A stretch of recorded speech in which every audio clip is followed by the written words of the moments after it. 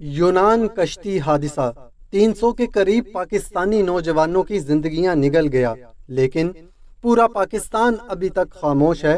اور ایک وہ ملک کہ جس کی نہ ماں بہن بیٹی کا کوئی عزیز مرا، وہ پورا یونان سڑکوں پر بے حس حکمرانوں کے خلاف احتجاج کر رہا ہے۔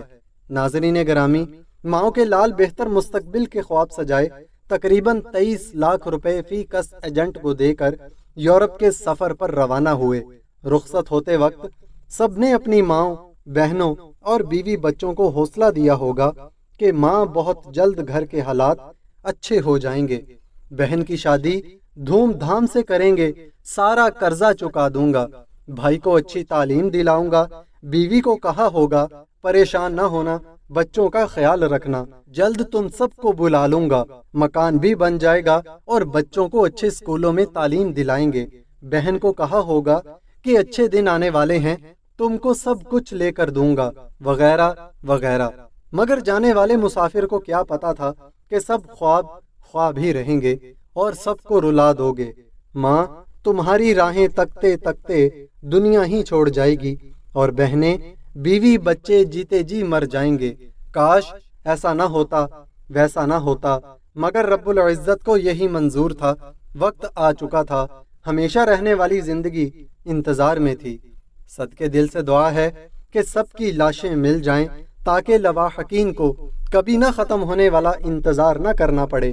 اللہ تعالیٰ اپنے پیارے نبی کریم صلی اللہ علیہ وسلم کے صدقے سب کو جنت الفردوس میں جگہ عطا فرمائے، اور لواحقین کو صبر جمیل عطا فرمائے، اور وطن عزیز سے بے روزگاری ختم فرمائے، اور ایجنٹ حضرات کو عبرت کا نشان بنائے۔ کچھ میڈیا رپورٹس کے مطابق 298 پاکستانی جان کی بازی ہار گئے۔ افسوس کریں یا مذمت، الفاظ ہی ختم ہو گئے۔ شاید رنج اور دکھ کی گھڑی ہے۔ یونان کشتی حادثہ کسی سانحے سے کم نہیں، اور سوال یہ بھی ہے کہ اتنی تکلیف اٹھانے کا پتہ ہونے کے باوجود لوگ کیوں ملک چھوڑ رہے ہیں، اپنی جانیں داؤ پر لگا رہے ہیں۔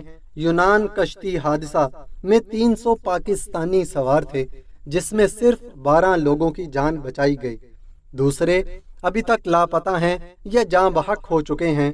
مگر حالات اس قدر بدتر ہو چکے ہیں، ہر پاکستانی یہاں سے نکل جانا چاہتا ہے۔ جو ہاتھ پاؤں مار کر نکل رہے ہیں وہ بھی موت کے سفر پر جا رہے ہیں، اور جو نہیں نکل پا رہے وہ پاکستان میں ہی خودکشیوں پر مجبور ہیں۔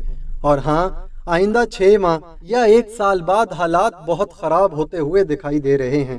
حکمرانوں کو صرف اپنی اور اپنی آل اولاد کی فکر ہے کہ کس طرح اس ملک کی 25 کروڑ عوام پر حکمرانی کرنی ہے۔ یہ غریب ملک بھی ہمارا ہے، اس کی فوج بھی ہماری ہے، اس کی خاموش عدالتیں بھی ہماری ہیں، اس کے چور سیاستدان بھی ہمارے ہیں۔ ہم تھک چکے ہیں آپ کی آپس کی لڑائی سے۔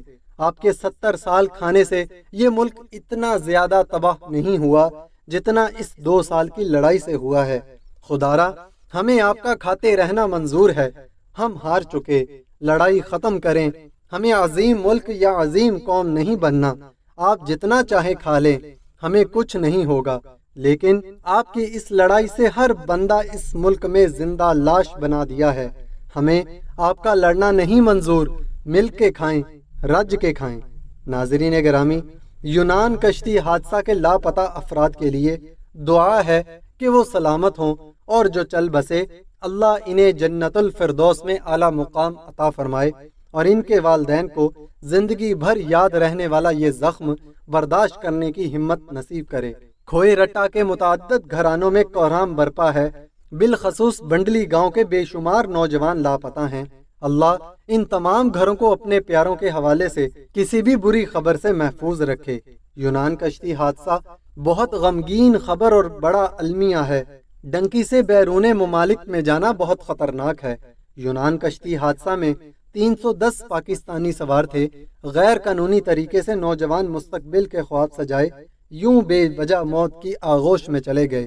خدارا، اپنے بچوں کو روکیں، اور ممکن ہو تو صحیح راستہ اختیار کریں، نہیں تو روکھی سوکھی کھا لیں اور اپنے وطن میں محنت کریں، مگر اپنے بوڑھے والدین اور خونی رشتوں کو جیتے جی مت ماریں۔